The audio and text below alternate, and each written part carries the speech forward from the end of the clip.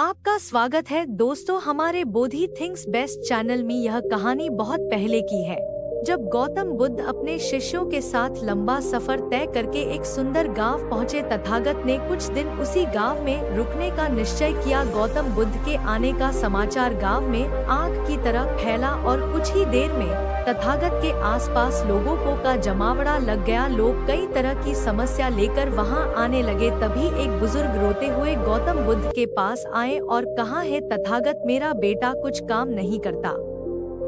गरीबी और कठिनाइयों के लिए ईश्वर को दिन रात कोसता रहता है। जब मैं कुछ कहूँ तो मुझसे ही बहस करने लगता है और घर का माहौल खराब हो जाता है। तथागत, मैं जानता हूँ कि वह अपना नुकसान कर रहा है, लेकिन मुझे समझ नहीं आता कि मैं उसे सही रास्ते पर कैसे लाऊं।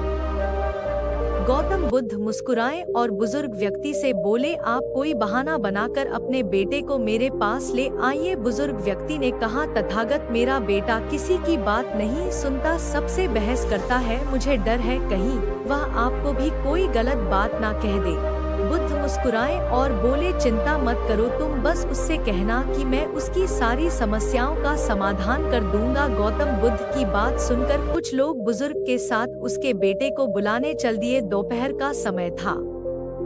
लड़का अपने कमरे में सो रहा था। घर पहुंचते ही सबने जगाया और उसे समझाना शुरू किया, लेकिन लड़का साथ चलने को तैयार नहीं हुआ। वह बस इतनी सी बात दोहराता रहता, इस सारे साधु पाखंडी और नकली होते हैं, मैं इनकी बातों में आने वाला नहीं। लेकिन जब गांव वालों ने उसे बताया कि बुद्ध उसकी हर परेशानी का समाधान कर देंगे, तब जाकर वह गौतम बुद्ध से मिलने को राजी हुआ। बुजुर्ग अपने बेटे को लेकर जब गौतम बुद्ध के पास पहुँचे तो लड़का बुद्ध को घूरते हुए बोला, किस बात के लिए आपने मुझे यहाँ बुलाया? अगर आप यह चाहते हो कि मैं ईश्वर को कोसना बंद कर दूं, तो मैं ऐसा कभी नहीं करूँगा, क्योंकि ईश्वर ने मुझे इस बेकार शरीर दिया है। धन जो शरीर के लिए जरूरी है वह तो मुझे मिला ही नहीं। अगर आप मेरी धन की समस्या खत्म कर सके तो ठीक है, नहीं तो अपना बोरिया बिस्तर समेट लिए और आगे बढ़े। युवा लड़के की बातें सुनकर गौतम बुद्ध मुस्कुराने लगे और बोले, मेरे दोस्त, मैं तुमसे ईश्वर की कोई बात नहीं करता, लेकिन याद रखो कि व्यक्ति के सुख और दुख का कारण उसके कर्म ही होते हैं। इसलिए किसी और को कोसने की बजाय अगर तुम मेहनत करोगे तो तुम्हारा जीवन आसान हो जाएगा। गौतम बुद्ध की बात सुनकर वह लड़का आग बबूला हो गया और कहने लगा, मुझे आपके भाषण से तो नींद आ रही है, इससे तो अच्छा मैं घर में ही सो रहा था। मैं यहाँ सिर्फ धन की मदद के लिए आया हूँ। अगर आप मेरी समस्या हल कर सकते हैं तो कहे, नहीं तो गांव से चले जाए। तथागत थोड़ी देर शांत रहे। वे समझ रहे थे यह आलसी किस्म का व्यक्ति है। गौतम बुद्ध उस नौजवान से बोले, मैं एक राजा को जानता हूँ और तुम्हें उससे धन दिलवा सकता हूँ, जिससे ना तुम केवल व्यापार वगैरह कर सको, बल्कि इतना धन मिलेगा कि तुम नगर सेठ बन जाओगे, लेकिन बदले में तुम्हें भी उसे कुछ देना होगा। वह लड़का बोला, मैं राजा को क्या दे सकता हूँ, मेरे पास तो कुछ भी नहीं है। गौतम बुद्ध ने कहा, राजा का एक पुत्र है जो जन्म से ही नेत्रहीन है। राजवैद्य ने कहा कि अगर राजकुमार को किसी जीवित व्यक्ति की आंखें मिल जाएं, तब वह ठीक हो सकता है।